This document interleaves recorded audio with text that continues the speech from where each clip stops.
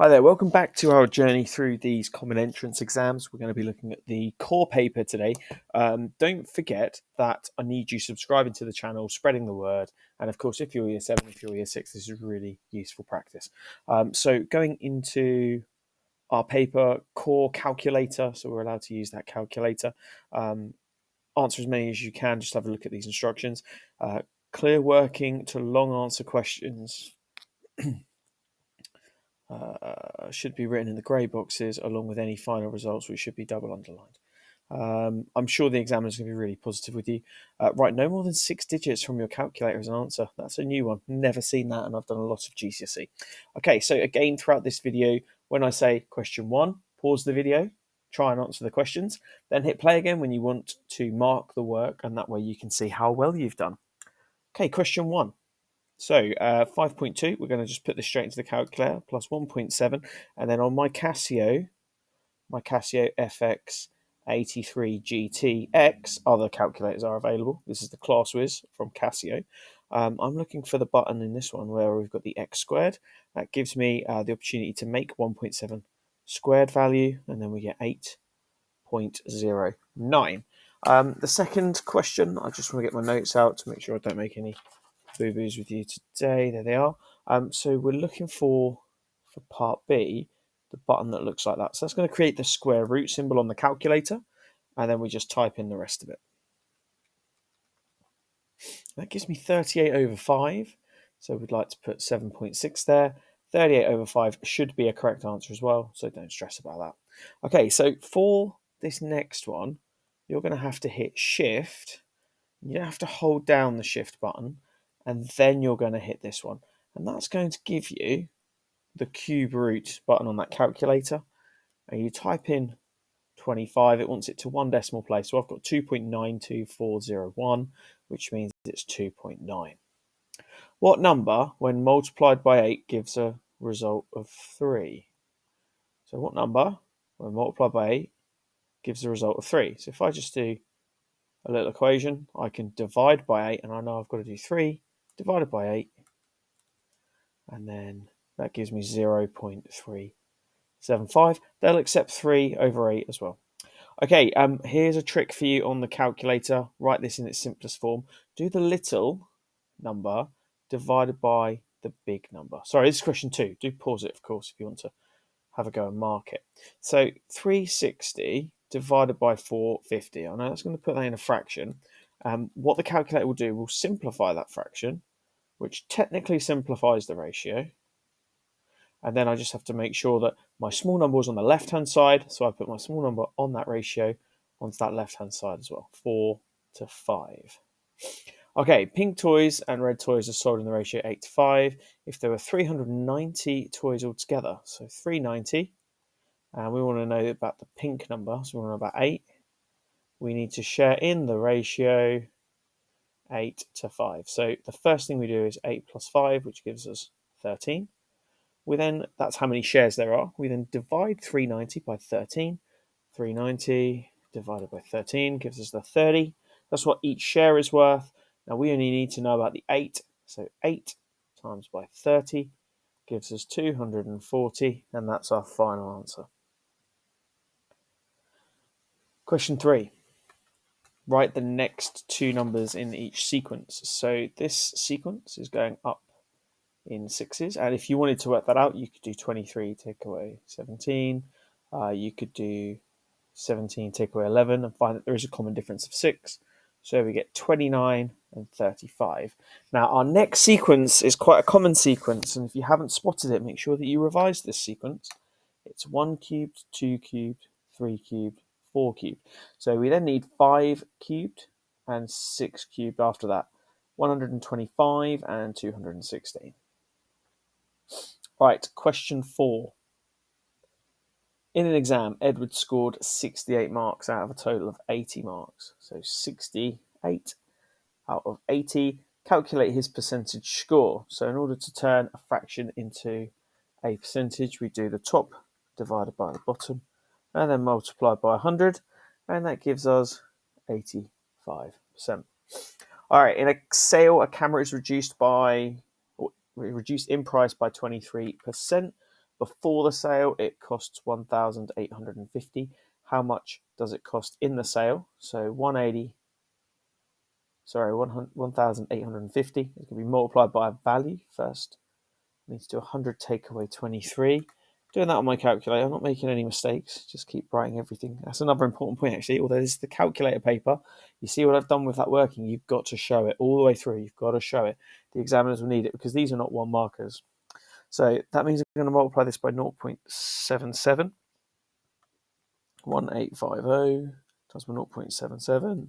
That's come from that number divided by 100 so that we turn that percentage into a decimal. And that gives us £1,424.50. Now we've put that zero on the end because we're talking about money. They might accept it, but you don't want to be taking risks. Right, Bowen bought a cricket bat for £400 and then later sold it for £260. That's poor business from him. I'd be disappointed with that transaction. So he's lost £140.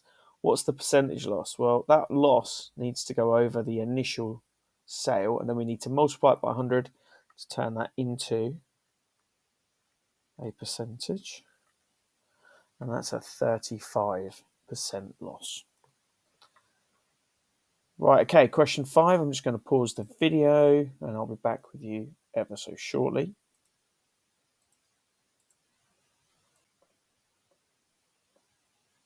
Okay, sorry about that.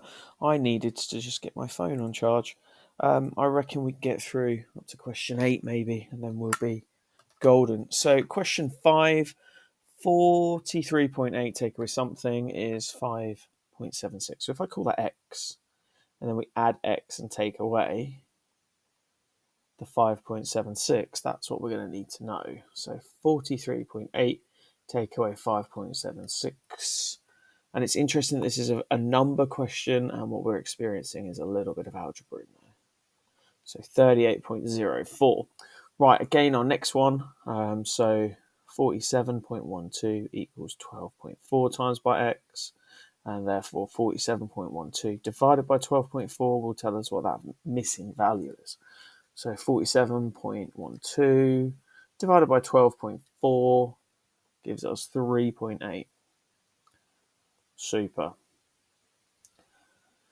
Okay, question 6.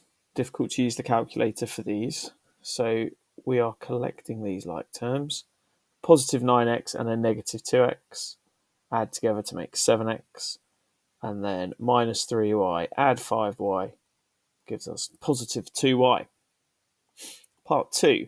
5g times by 4g is 20g squared.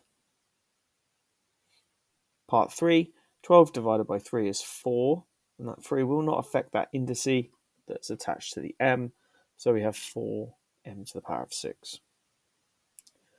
Part B, simplify. So the first thing we'll do is expand that bracket. The 7a is not involved with that, so 3 times 5a is 15a, plus 3 times 2b, which is 6b.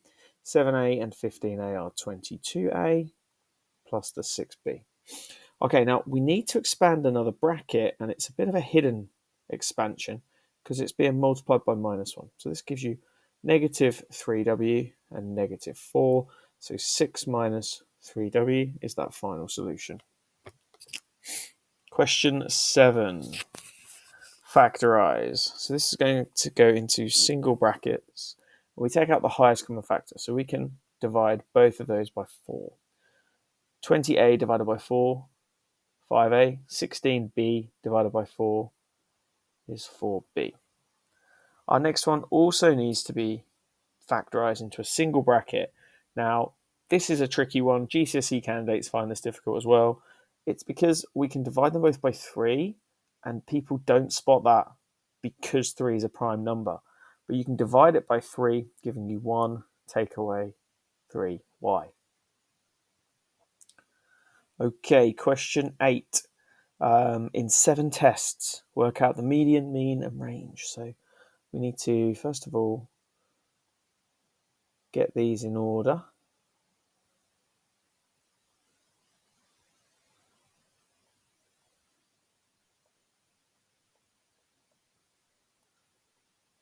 Right, our median, we've got 7 pieces of data.